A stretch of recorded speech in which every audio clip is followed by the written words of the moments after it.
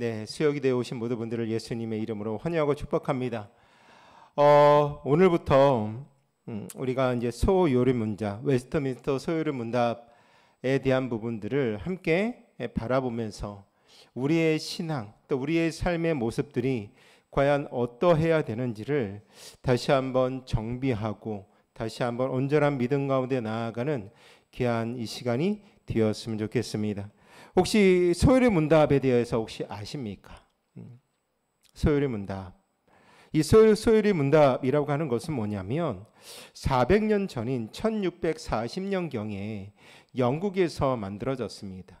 이 문답이 만들어진 이유를 우리가 당시 알아야 되는데, 당시에 정치적으로나 종교적으로나 매우 혼란한 시대였다라는 사실을 우리가 알아야 되는 거죠. 왕과 의회가 갈등을 하고 있고 종교적 논쟁이 치열했던 그때에 사람들이 진짜 중요한 것이 뭘까? 정말로 우리에게 중요한 것이 뭘까라는 고민을 하게 되어졌고, 그것을 소요리 문답이라고 하는 것으로 함께 만들어지게 되었습니다. 여러분들에게 질문 하나 하겠습니다. 여러분들은 무엇을 위하여 살고 계십니까? 어떤 것을 위하여 오늘 하루를 살아가고 있고, 직장을 다니고 있고, 학교를 다니고 있고, 내 삶 속에서 내가 살아가고 있는가? 이 질문을 받게 되었을 때 잠시 멈추고 한번 다른 생각하지 아니하고 나는 정말로 무엇을 위하여 살아가고 있는가? 라고 하는 부분 앞에 질문에 대답을 하였으면 좋겠습니다.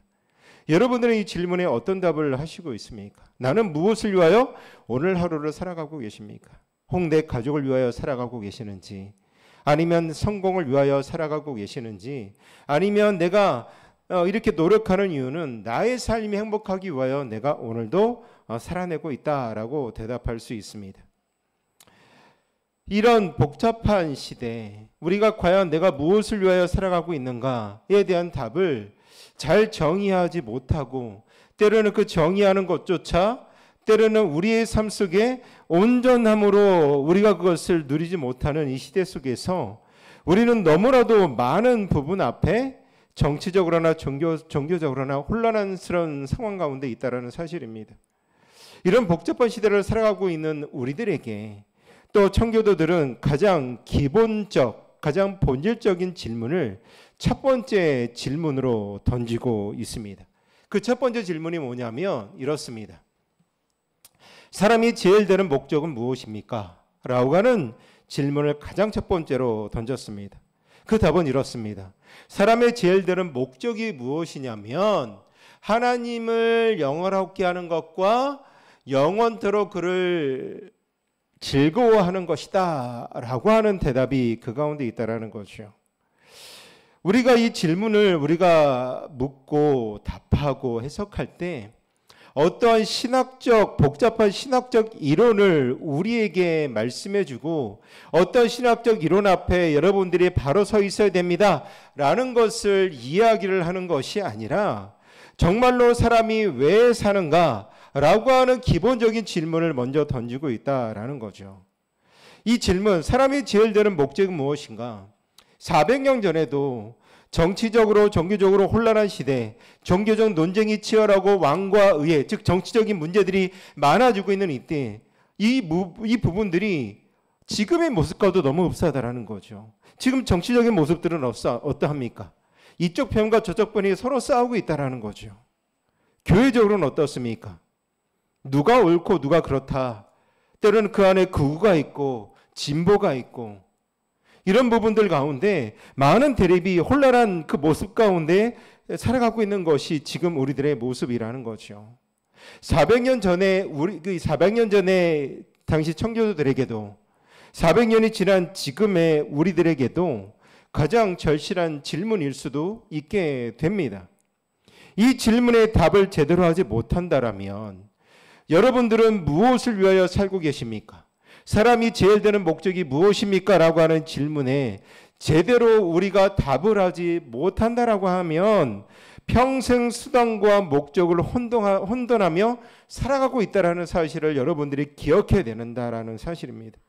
오늘 우리가 이 질문과 답을 차근차근 뜯어보면서 여러분들의 바쁜 일상 속에서 살아가는 나의 삶 속에서 어떻게 완전히 새로운 의미를 가질 수 있는지를 발견하며 나아가는 귀한 시간이 되었으면 좋겠습니다. 오늘 본문에 사람의 지혜를 목적이 무엇입니까? 라고 하는 그 질문에 먼저 우리가 집중할 필요가 있습니다. 먼저 제일 드는 목적이라고 하는 부분을 우리가 먼저 풀어봐야 된다는 거죠. 제일 드는 목적은 과연 무엇을 이야기를 하는 걸까? 우리 인생에는 층층이 쌓인 목적들이 있습니다. 마치 이런 겁니다. 회사의 조직처럼 우리는 늘 조직도처럼 위에 사장이 있고 그 위에 여러 조직이 있고 그 밑에 상사가 있고 부하가 있고 말단 직원이 있는 이런 조직도가 있습니다. 이런 모습들을 보면서 한번 생각해 보셨으면 좋겠습니다. 여러분들은 왜 일을 하십니까? 왜 직장에 다니면서 돈을 벌고 계십니까? 답은 뻔합니다. 먹고 살아야 되기 때문에. 당장 내가 먹고 살 것이 필요하기 때문에 내가 일을 해야 됩니다. 라고 답할 수 있습니다. 한 가지 질문합니다. 그렇다면 왜 생활비를 벌어야 합니까? 무엇 때문에 생활비를 벌어야 되죠? 우리가 무엇 때문에 생활비를 법니까? 무엇 때문에 생활비를 버세요? 내 가족을 먹여 살리기 위하여서 그렇죠. 한 가지 더 질문하겠습니다. 왜 가족들을 먹여 살려야 됩니까? 무엇 때문에? 우리 가족이 행복했으면 좋겠어서. 이 질문을 계속 하다 올라가다 보면 맨 꼭대기에 어떤 질문이 등장하게 되냐면 궁극적인 목적이 등장하게 됩니다. 바로 제일 드는 목적이 뭘까? 내가 왜 열심히 일을 할까? 내가 왜 열심히 내 가족을 행복하기 위해서 살아갈까? 라고 하는 목적이 등장하게 되는데 다른 모든 목적들은 최고의 목적을 위한 존재하는 부차적인 목적이라는 거죠. 문제는 우리가 종종 이 위계 질서를 뒤바꾸고 있다라고 하는 사실입니다. 실제 사례를 한번 들어보겠습니다. 예를 들어서 자녀 교육에 어떤 부모님들은 자녀의 교육 앞에 정말로 목숨을 겁니다. 그래서 좋은 직장을 다니던 사람이 좋은 직장을 포기하고 내 자녀를 위하여서 목숨을 걸고 그 자녀가 공부 잘하고 좋은 대학에 가서 좋은 직장을 갖고 살아가는 것이 목적이 되었습니다. 근데 그 부모가 그 목적을 다 이루었습니다. 그 자녀가 공부를 잘해서 좋은 대학에 가서 또 원하는 직장에 들어가서 또 아니면 좋은 의사가 되어져서 그 가운데에서 열심히 잘 살아가고 있고 끝내는 명성을 얻는 의사가 되었다라고 생각해 보십시오. 그 이후의 부모의 모습 안에는 무엇이 있을까요? 허무함이 찾아오지 않겠습니까? 나는 이제 내 자녀를 잘 공부시켰고 의사가 되게 하였고 많은 사람들에게 인정받는 의사로서 살아갈 수 있도록 만들어 주었는데 이제는 더 이상 나에게는 목적이 생기지 않는다라는 겁니다. 이제 무엇을 위해서 살지? 이것이 바로 부차적인 목적을 제일 목적으로 착각할 때 이루어지는 상황이라는 거죠. 자녀 교육의 자체는 훌륭합니다. 내 자녀가 공부 잘했으면 좋겠고 내 자녀가 똑똑했으면 좋겠고 내 자녀가 과학고등학교 들어갔으면 좋겠고 내 자녀가 서울대 들어갔으면 좋겠고 내 자녀가 의사가 됐으면 좋겠고 의사 공부로 해서 이름이 있는 그 의사로서 많은 사람들을 살렸으면 좋겠다라고 하는 그 자체는 정말로 의도는 좋습니다. 그런데 그것이 인생의 전부가 되어지면 그것을 이루었을 때 오히려 무엇을 느끼게 되냐면 공허함을 느끼게 되어집니다. 건강과 성공과 행복 모두 누가 주셨을까요? 하나님이 주신 것입니다. 그 자체는 좋은 선물들이라는 거죠.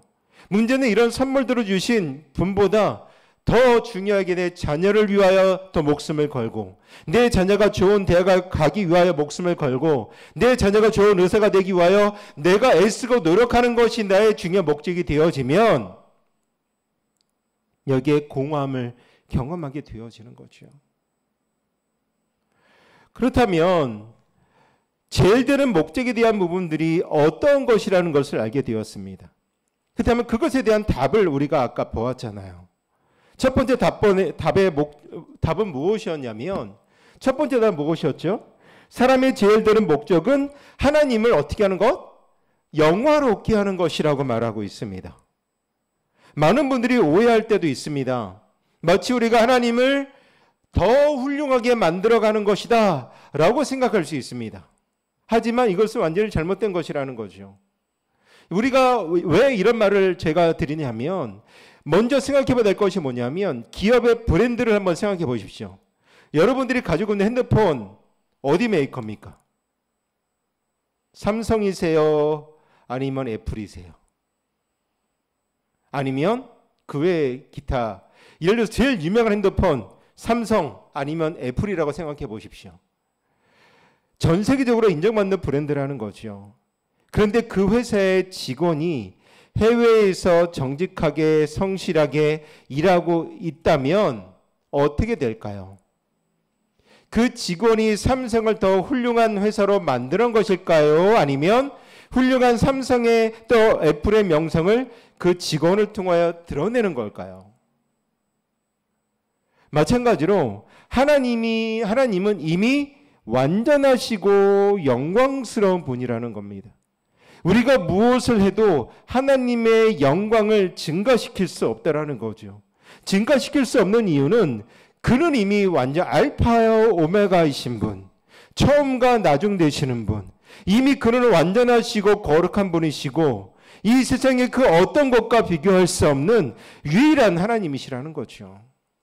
그렇기 때문에 하나님은 영광스럽게 한다라는 것은 이미 그 영광스러운 하나님의 성품과 능력이 우리의 삶을 통하여 드러내게 하는 것이다라는 것을 말하고 있습니다. 태양과 달의 관계에 대해서 아십니까? 달이 빛을 발합니까? 발하지 않습니까? 달이 빛을 발할까요? 안 할까요? 밤에 달을 보면 어떻습니까? 맑은 날 달을 보면 진짜 밝잖아요. 밝을 때 보면 밤인데도 거의 환할 정도로, 밤인데도 환할 정도로 달이 밝을 때가 있습니다. 근데 중요한 건 뭐냐면 달 자체는 빛을 발하지 않습니다. 태양이 달에 비춰서 그 빛이 반사되어져서 달빛이 지금 우리 눈으로 밝게 보이는 것이라는 거죠. 사람들이 달을 보고 와 정말 밝고 아름답다, 정말 둥글다, 정말 밝다라고 하는 것은 실제로 어떤 것을 칭찬하는 것이냐면 달을 빛나게 해주는 태양을 칭찬하고 있다는 겁니다. 우리도 달과 같은 역할을 하고 있다는 거죠. 그렇다면 저와 여러분들이 어떻게 하면 하나님의 영광을 드러낼 수 있겠습니까? 하나님의 영광을 나를 통해 드러내기 위하여서 내가 해야 될 것은 무엇이라고 생각을 드십니까? 종교적 행위가 우리 가운데 필요할까요? 물론 우리가 종교적 행위를 통하여서 하나님 앞에 나아가는 그 행위가 우리의 믿음과 결부되어진다면 그것은 정말로 아름다운 것입니다. 근데 종교의 행위와 그 일상에서의 삶이 전혀 다른 모습들이 보일 때가 있다라는 사실이죠. 직장을 한번 생각해 보십시오. 여러분이 동료들과 다른 점은 무엇입니까? 내가 다른 직장의 동료와 다른 점, 아마도 정직함, 성실함, 배려심, 이해하는 것이라고 이야기할 수 있습니다. 내가 비리나 부정부패에 가담하지 아니하고 다른 사람의 이야기를 이 다른 직원에게 말하지 아니하고 직장에 더 최선을 다하여서 그 직장이 더 잘 되게끔 내가 애쓰고 노력하는 것, 동료를 배려하는 그 모습을 보일 때 사람들이 그 사람을 보면서 야 뭔가 다른 사람, 야 이 사람의 모습을 볼 때 정말로 야 뭔가 달라. 어떤 세상에서 다른 사람을 짓밟고 올라가는 사람이 아니라 다른 사람들과 협력하여서 아름다운 일들을 만들고 협력하여서 회사에 이익을 끼칠 수 있는 사람으로 살아가고 있어 라고 이야기를 하는 거죠. 그래서 그 사람을 바라볼 때 야 뭔가 다르다, 나와도 다르고 정말로 다르다라고 생각을 하게 됩니다. 그 순간 그런 모습을 보이는 순간 그 사람이 믿음의 사람이라면 그 사람의 모습을 통하여 누구를 드러낼 수 있겠습니까? 하나님을 드러내게 되는 거죠. 야, 저 사람 그렇게 이 뭔가 다른 모습을 보이고 있는데 근데 그 사람의 종교를 보니까 그 사람은 기독교를 믿네. 단순히 기독교를 믿는 것이 아니라 진짜 하나님을 믿는 것 같네. 그렇다면 하나님은 누굴까? 그 하나님이 되게 궁금하네. 내가 너 때문에 교회를 한번 가보고 싶어 라고 하는 마음에 들게 한다라고 하는 사실입니다. 가정에서는 어떻습니까? 부부가 존경해야 되는 모습이 있죠. 자녀들을 인내로 양육하는 모습, 시부모님을 정성껏 모시는 모습을 통하여 하나님의 사랑과 인내가 드러납니다. 근데요, 이런 부분에 있어서 저는 부족한 것 같습니다. 때로는 자녀를 인내로 양육한다라고 이야기를 하고 있지만 서로가 존중하고 살아가는 모습을 보인다고는 하지만 때로는 그렇지 못한 모습을 보일 때도 있다라는 거죠. 요즘처럼 가정이 해체되고 이혼율이 높은 시대에 화목한 가족을 이루는 것 자체가 하나님의 영광을 드러내는 일입니다. 많은 사람들이 이혼을 합니다. 어떤 사람들이 예를 들어보니까 내 아내 말고 오피스 와이프를 만난다라고 이야기를 해요. 직장에서 내 또 다른 아내를 만든다. 불륜의 모습들을 가지고 있다는 겁니다. 사업을 하시는 분들은 어떻습니까? 정당한 이익을 추구하되 고객을 속이지 않고 직원들을 가족처럼 대하고 사회에 도움을 주는 사업을 하는 모습을 통하여서 이 기업이 믿음의 기업이라면 하나님의 영광을 드러내는 기업이 되어진다라고 하는 거죠. 오늘 본문인 고린도전서 10장 31절 먹든지 마시든지 무엇을 하든지 다 누구의 영광을 위하여 살아? 하나님의 영광을 위하여 하라라고 말씀하고 있습니다. 우리의 모든 일상이 하나님의 영광을 드러낼 수 있는 기회가 이미 될 수 있다라는 거예요. 하지만 여러분, 하나님의 영광을 드러내는 것은 어떠한 윤리적인 내가 삶을 살아가는 것으로 끝나는 것이 아니라 그것을 넘어서는 삶을 살아가야 합니다. 아름다운 자연을 보면서 우리가 무엇을 감탄해야 됩니까? 이 아름다운 자연 앞에 이 자연 진짜 아름답다 라는 것으로 끝나야 될까요? 아닙니다.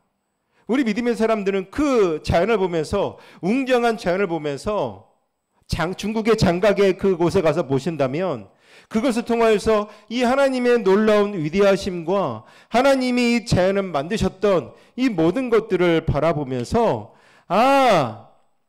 하나님의 솜씨를 감탄할 수 있어야 하는 거죠. 내가 가지고 있는 재능이 나의 것이 아니라 하나님이 주시는 선물임을 인정하며 살아가고 있는 것. 어려운 상황 속에서도 하나님의 주권을 신뢰하며 잠잠히 기다리는 것. 이 모든 것이 하나님의 영광을 드러내는 것입니다. 이 말은 뭐냐면 즉 내 삶 중심에 내가 아닌 누구를 모셔야 된다? 하나님을 나의 왕으로 왕자에 앉고 내가 그 밑에 내려와서 그분을 바라보며 그분을 섬겨야 하는 것입니다. 그것이 바로 하나님을 영화롭게 하는 순간이라는 거죠. 고난을 당할 때는 어떻습니까? 고난을 당할 때 내가 어려움을 당하고 내가 질병을 당했을 때 하나님을 영화롭게 할 수 있습니까? 하나님 왜 나에게 이 질병을 허락하셨습니까? 내가 잘 믿는다라고 하는데 하나님이 나에게 이 질병을 허락하셨죠? 라고 물어보는 것이 아니라 그러함에도 내가 질병으로 고생하면서도 원망하지 아니하고 사업의 어려움 속에서도 정직함을 잃지 아니하고 자녀가 나를 힘들게 하는 그 순간에도 아내가 나를 힘들게 하는 순간에도 남편이 나를 힘들게 하는 그 순간에도 하나님을 신뢰하는 모습을 드러낼 수 있어야 하는 것. 그것이 바로 하나님의 신실하신가? 능력이 증명되는 겁니다. 또 말씀에는 두 번째 무엇을 이야기하고 있을까요? 하나님을 영원롭게 하는 것과 그 다음에 무엇을 이야기하고 있죠? 영원토록 그를 즐거워하는 것이다 라고 말씀하고 있습니다. 즐거워한다라고 하는 표현, 이 즐거워한다라고 하는 표현을 다시 한번 생각해 봐야 되는데 때로는 이 즐거워한다, 영원토록 그를 즐거워한다, 하나님을 즐거워한다라는 표현이 말이 안 되는 것처럼 생소하게 느껴질 수 있습니다. 근데 여기에는 매우 중요한 표현이 담겨져 있습니다. 어떤 중요한 표현이냐면 하나님을 즐거워한다라는 것은 어떤 내 감정적 기쁨, 내 자녀가 정말로 잘해서 내가 기뻐하는 그 모습에 그치지 아니하고 하나님에 대한 깊으신 사랑을 아는 것과 그분을 신뢰와 만족과 기쁨을 나타내는 것, 그것이 바로 즐거워한다라고 표현을 하고 있습니다. 즉 우리의 삶의 원천, 내 삶의 전 존재 영역들이 바로 하나님께 두고 그분 안에서 참된 만족을 찾는 인생의 태도를 살아가는 겁니다.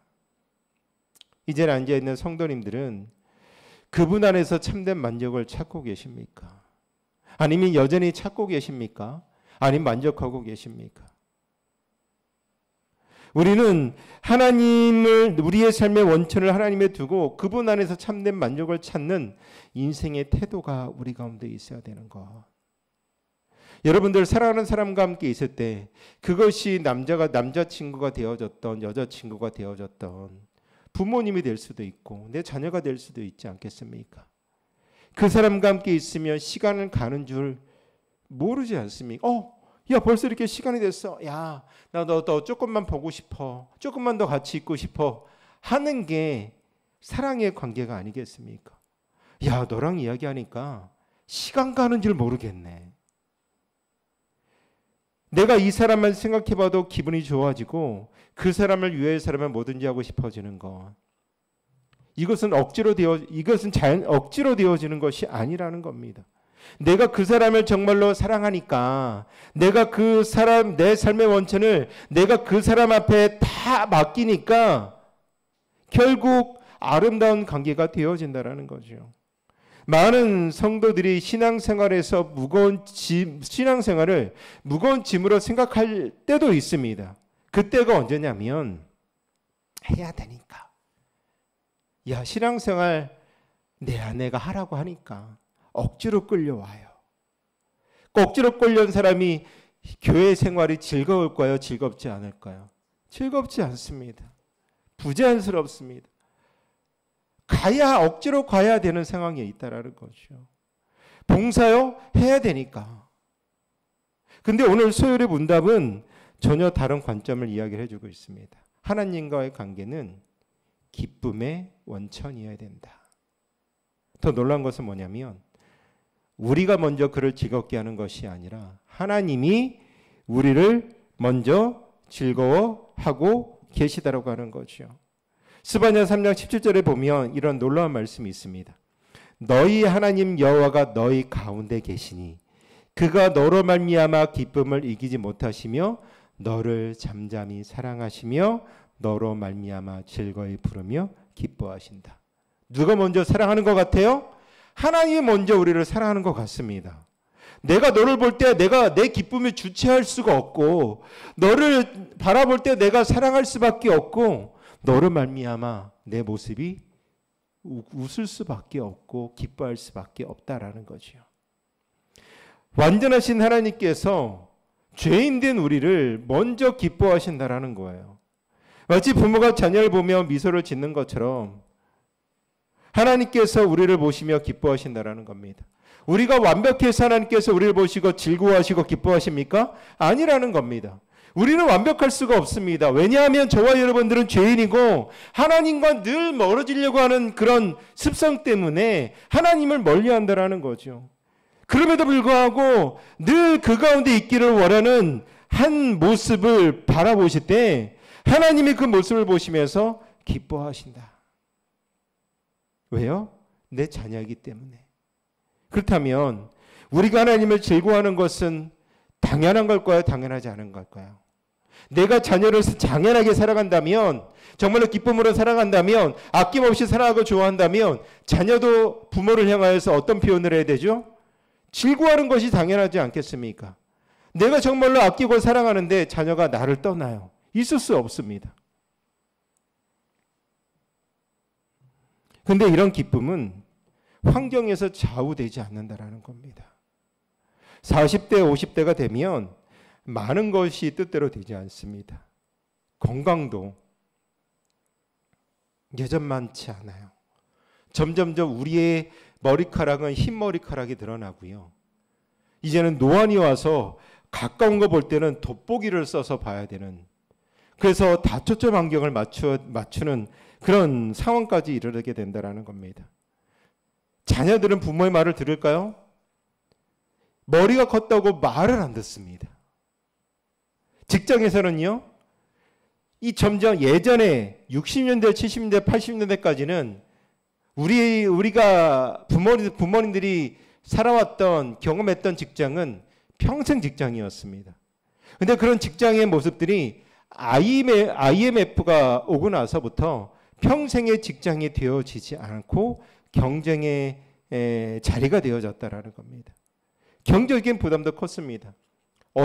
저희 어릴 때는 아빠나 엄마가 한 분만 직장에서 돈을 벌어도 생활할 수 있었습니다. 근데 지금은 아내나 남편이 둘 다 벌어야 예전 70년대, 80년대 생활했던 그 생활을 내가 지금 누릴 수 있다는 거죠. 하지만 하나님을 즐거워하는 모습은 이런 어떤 외적인 모습과 어떤 상황 속에서 주어지는 것과는 전혀 무관합니다.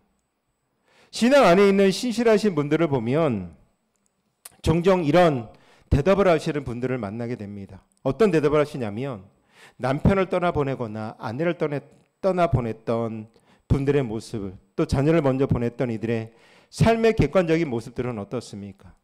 즐거워할까요? 즐겁지 않을까요? 어렵습니다. 하지만 그분들의 모습을 보면 늘 기쁨을 잃지 않으셨다라는 거죠. 어떻게 이럴 수 있겠습니까? 그래서 물어봤어요. 아니, 이런 어려운 상황이 있음에도 불구하고 어떻게 웃을 수 있고 기뻐할 수 있습니까? 그분의 대답은 이렇습니다. 하나님이 함께 계시니까요. 그분의 기쁨은 환경에서 오는 것이 아니라 하나님과의 관계에서 나오는 것이었습니다. 그리고 이 기쁨이 일시적인 것일까요? 아닙니다. 영원토록 계속되어지는 거죠. 세상의 모든 즐거움들은 사라지고 결국에는 다 시들어집니다. 하지만 반대로 하나님을 즐거워하는 기쁨은 시간이 지날수록 더욱더 깊어지는 것이죠. 그렇다면 오늘 소요리 문답에서 제시하는 두 가지의 목적은 우리에게 어떤 대립을 하거나 분리되는 것을 우리에게 말씀하고 있지 않습니다. 뭐였습니까? 소요리 문답 뭐였죠? 소요리 문답 1번이 뭐였습니까? 한번 읽어보십시오. 답. 사람이 제일 드는 목적은 하나님을 영화롭게 하는 것과 영원토록 그를 즐거워하는 것이다. 하나님을 영화롭게 하는 것과 이것과 그 다음에 영원토록 그를 즐거워하는 것이다 라고 말하고 있죠. 그런데 이것은 서로 분리된 것이 아니라 상호 보완적인 관계가 있다는 겁니다. 진정으로 우리가 하나님을 즐거워할 때 자연스럽게 하나님을 영화롭게 할 수 있는 것이고, 기쁨으로 하나님을 섬기는 사람을 보고 사람들은 저 사람이 모습을 보면서 저 사람이 믿고 저 사람이 섬기며 저 사람이 영화롭게 하는 하나님을 바라볼 때 저 하나님은 정말로 좋으신 분이구나 라고 생각이 되어집니다. 억지로 하는 종교의 의무가 아니라 진정으로 기쁨에서 우러나오는 섬김을 통하여 하나님의 선하심을 드러내는 겁니다. 반대로 우리가 하나님을 영화롭게 노력하고자 할 때 그 과정에서 하나님이 얼마나 영광스러운지를 깊이 알게 되어지고 자연스럽게 그분을 즐거워하게 될 줄로 믿습니다. 이 두 가지의 목적은 우리의 삶에 어떤 것을 말해주고 있냐면 통일성을 제공해주고 있습니다. 많은 분들이 이원론적인 삶을 살아갑니다. 교회에서의 모습, 직장에서의 모습, 또한 세상에서의 모습, 가정에서의 모습, 전혀 다른 모습을 하고 있죠. 하지만 하나님을 영화롭게 하고 즐거워하는 것이 우리의 최고 목적이라는 것을 이해하면 우리의 삶의 모든 영역이 하나로 연결되어진다라고 하는 사실입니다. 직장에서 중요한 결정을 내려야 할 때 이 선택이 하나님을 영화롭게 할 수 있습니까? 라고 자문할 수 있어야 되는 겁니다. 내 자녀 교육에 관해서 고민할 때 어떻게 하면 이 상황 속에서 하나님의 사랑을 내 자녀에게 보여줄 수 있고 하나님의 지혜를 내 자녀에게 보여줄 수 있습니까? 라고 물어볼 수 있어야 하는 것. 이런 관점을 내가 자그마한 삶의 영역 속에서부터 내가 가지고 살아간다면 결국 그 안에서 의미를 발견하게 되어지고 실패나 좌절을 당한다 할지라도 그 가운데 우리는 견딜 수 있게 되는 것이죠. 즉 하나님을 영화롭게 하는 것이 목적이라면 어려운 상황 속에서도 이 상황 속에서 하나님의 신실하심을 보여줄 수 있을까? 보여주어야 돼. 무엇을 하나님의 영광을, 하나님의 신실하심을 보일 수 있어? 라고 고민할 수 있어야 하는 겁니다. 그런데 여러분, 우리가 하나님의 신실하심을 보여줄 수 있을까라고 하는 이 위대한 목적을 우리의 힘으로 이룰 수 있다라고 생각한다면 그것은 절망할 수밖에 없습니다. 왜냐하면 우리는 연약하고 이기적인 존재라는 거죠. 내 삶을 살아갈 때 하나님을 먼저 생각하세요? 나를 먼저 생각하세요? 솔직하게. 나를 먼저 생각하지 않습니까? 내가 월급을 탔어요. 하나님 앞에 먼저 드리기를 원하십니까? 아니면 부모님 용돈을 드리고 내가 좋은 옷을 먼저 사기를 먼저 생각하십니까? 여러분들은 어떻게 생각하십니까? 우리는 이렇게 연약하고 이기적인 존재라는 거죠. 하나님의 것, 하나님이 나에게 건강을 주셔서 하나님 앞에 드려야 될 것이 최우선순위가 되어야 됨에도 불구하고 하나님 앞에 드리기보다 나의 것을 먼저 생각하는 연약한 우리들의 모습. 하나님의 영광보다 내 체면을 더 중요하게 여기는 게 우리들의 본성이라는 거죠. 그런데 그럼에도 불구하고 우리가 감사해야 될 것은 뭐냐면 우리에게 이 길을 열어주신 분이 계십니다. 그분은 누굴까요? 맞춰보세요. 하나님을 신실하게 보여줄 수 있기 위하여, 즉 우리가 이런 목적을 갖게 하기 위하여 누군가가 우리에게 오셨어요. 예수님이십니다. 예수 그리스도, 성령님이시죠. 예수님께서 십자가를 통하여서 하나님과 깨어진 관계를 이어가게 하셨다라는 겁니다. 그래서 사영리에 보면 선행과 철학과 종교로서 하나님 앞에 나아갈 수 없다라고 말하고 있습니다. 오직 누구를 통해서 갈 수 있냐면 바로 예수 그리스도를 통해서 갈 수 있다라는 거죠. 예수님을 통하여서 내가 그분 앞에 나아갈 수 있고 그분과의 관계가 아름답게 이루어질 수 있게 되어지는 겁니다. 이렇게 관계가 회복되어질 때 결국 그 안에서 즐거워할 수 있게 되어지는 거지요. 요새 한참 예능 프로 중에서 이혼숙녀 캠프라고 하는 그런 예능이 있습니다. 이혼의 위기에 있는 사람들을 진단하고 솔루션을 주면서 그 사람들로 하여금 이혼하지 않고 회복할 수 있도록 만들어주는 것. 거기서 중요한 것은 뭘까요? 이 두 사람의 깨어진 관계를 회복시켜주기 위한 것, 결국 좋은 관계를 만들어주는 것이라는 거죠. 이 사람을 이해하고 이 사람이 어떠한지, 왜 이 사람이 이런 생각을 가졌는지를 이해하게 될 때 아름다운 관계가 맺어지지 않겠습니까?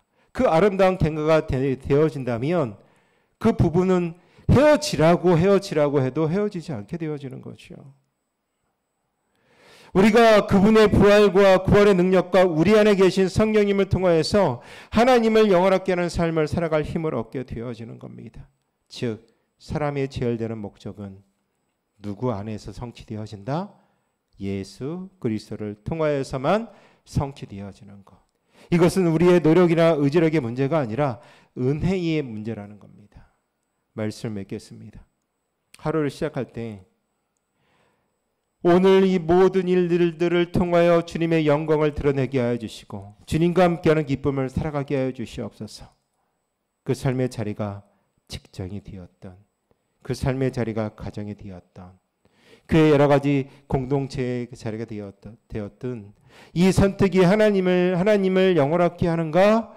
라고 하는 물음을 가지고 살아간다면 결국 우리는 하나님의 성품을 나를 통하여서 보여줄 수 있습니다. 저도 여전히 부끄럽습니다. 과연 나는 하나님의 성품을 드러내고 있는가? 돌아보게 되는 거죠. 무엇보다도 하나님과의 관계 자체를 즐거워하는 법을 여러분들은 배우셨으면 좋겠습니다. 성경을 읽을 때, 예배할 때, 그리고 일상 중에서 하나님의 임재를 의식하며 그분과의 교제를 누리시기를 소망합니다. 30대, 40대, 50대, 60대 나이가 들면 들수록 인생의 허무함을 느낍니다. 하지만 이 목적을 분명히 하면 30대, 40대, 50대, 60대 나이가 들면 들수록 그 삶이 더 풍성하게 될 줄로 믿습니다. 하나님을 아는 지식이 깊어질수록 그분을 즐거워하는 기쁨도 커지기 때문입니다. 이 땅에서 하나님을 영화롭게 하고 즐거워하는 것은 천국에서의 완전한 예배와 교제를 미리 맛보는 것이다 라는 것이죠. 여러분들은 매일매일 하나님의 영광으로 가득 차고 하나님과의 교제에서는 기쁨으로 충만하시기를 예수 그리스도의 이름으로 축원드립니다. 이 시간 함께